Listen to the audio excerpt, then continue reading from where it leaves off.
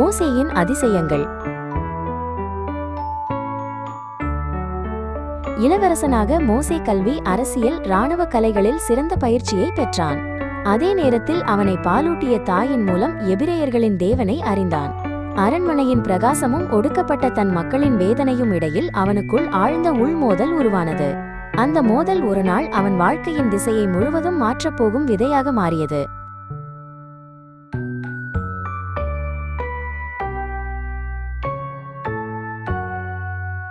ஒரு நாள் ஒரு எகிப்திய அதிகாரி ஒரு எபிரேய அடிமையை கொடூரமாக அடிப்பதை மோசே கண்டான். கோபத்தை கட்டுப்படுத்த முடியாமல் அவன் அந்த எகிப்தியனை கொன்று உடலை மணலில் மறைத்தான். இந்த செயல் வெளிப்பட்டதும் பார்வோன் மோசேயை கொல்ல முயன்றான். மோசே அரண்மனை வாழ்க்கையையும் தன் அரச பதவியையும் விட்டு மிதியானின் வனாந்தரத்திற்கு ஓடினான்.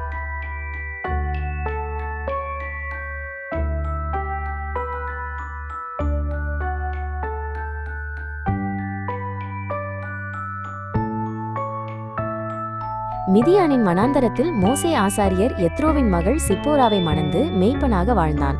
அரண்மனையின் செல்வச் சிறப்புகளிலிருந்து தொலைவில் அவன் வாழ்க்கை அமைதியானதாயும் கடினமானதாயும் மாறியது.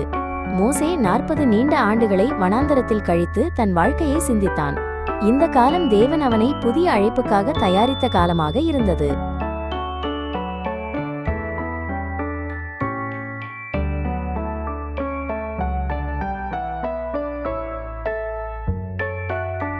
ஒரு நாள் தன் மந்தையை மேய்த்து கொண்டிருந்த போது மோசே தேவனின் மலை எனப்படும் ஹோரேபுக்கு வந்தான்.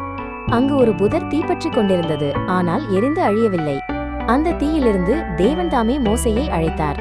ஒடுக்கப்பட்ட இஸ்ரவேலரை அடிமைத்தனத்திலிருந்து விடுவிக்க ஒரு புனித பணியை அவனுக்கு கொடுத்தார்.